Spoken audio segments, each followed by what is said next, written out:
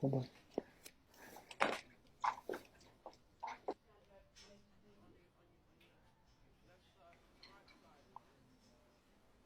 Software engineer हो क्या?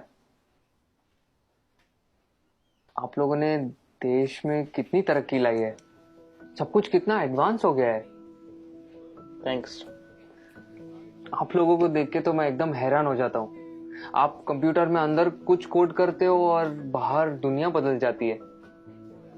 इतना आसान नहीं है दोस्त, ये कुछ कोड का काम नहीं है, काफी मेहनत जाती है इसके पीछे। कॉम्प्लिकेटेड है, काफी कॉम्प्लिकेटेड। वाकई, इसीलिए तो आपको इतनी तनख्वाह मिलती होगी ना? Why does everyone just sees the money in it? इसके पीछे की मेहनत कोई नहीं देखता। हम हिंदुस्तानियों की सोच ही छोटी है। Just because मैं पूरा दिन एसी ऑफिस में होता हूँ और ऑब्वियसली मुझे पसीना तो आता ही नहीं होगा, राइट? आप लोगों को ताकत यूज करनी होती है, हमें दिमाग लगाना होता है। ये बाल सफेद ऐसे ही नहीं होते। Let me give you an example. वो ECG मशीन देखो, सब कुछ कंप्यूटराइज्ड है।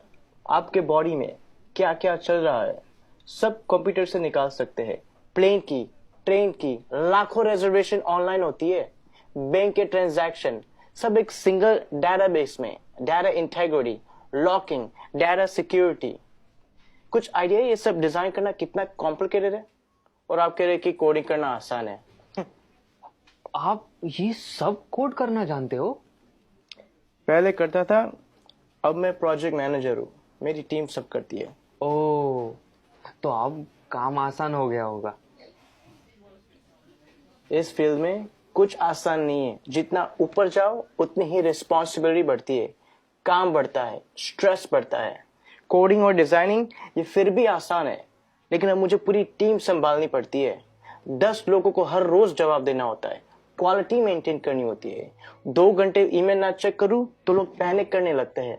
एक साइड से रिजल्ट का प्रेशर होता है और दूसरी साइड को कस्टमर को रिप्लाई करना होता है। रिक्वायरमेंट्स बदलती रहती है और यूजर्स को कुछ और चाहिए होता है, और आपका बॉस कभी सेटिस्फाइड नहीं रहता। दोस्त, शायद तुम्हें पता नहीं है टेंशन और प्रेशर साथ में हैंडल करना कैसे होता है। मुझे पता है सर, टेंशन और प्रेशर दोनों साथ में हैंडल किया है। 6 साल पहले की बात है। हम लगभग 30 लोग रात के 3 बजे पॉइंट 4875 को कैप्चर करने के लिए बढ़ रहे थे। दुश्मन ऊपर से फायरिंग कर रहा था। अगली गोली किसके नाम पे लिखी थी पता नहीं था। उजाले से पहले हमें वहां पहुंचना था। वक्त काफी कम था हमारे पास। होश तो तब आया जब अगले दिन हम चोटी पर तिरंगा लहरा रहे थे, और तब हम बचे 30 नहीं 4 लोग थे। आप Subedar Sushant from 13 Jammu and Kashmir Rifles on duty at peak 4875 in Kargil.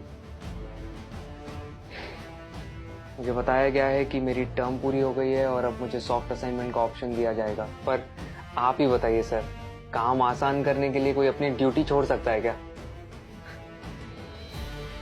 उस दिन हमारा एक जवान दोस्त बर्फ में जख्मी पड़ा था। उस पर दुश्मन की गोलियां चल रही थी। हम सब बंकर के पीछे छुपे हुए थे।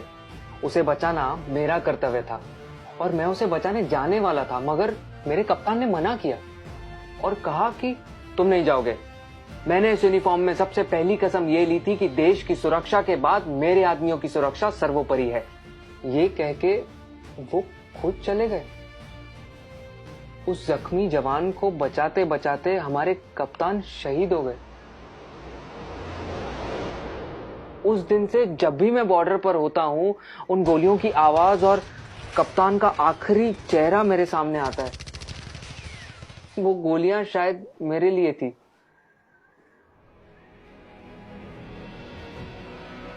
टेंशन और प्रेशर दोनों के साथ काम करना जानता हूं मैं। Sir, keep this on? Yeah, sure. It was nice meeting you. Thank you for your service. जय हिंद। जय हिंद।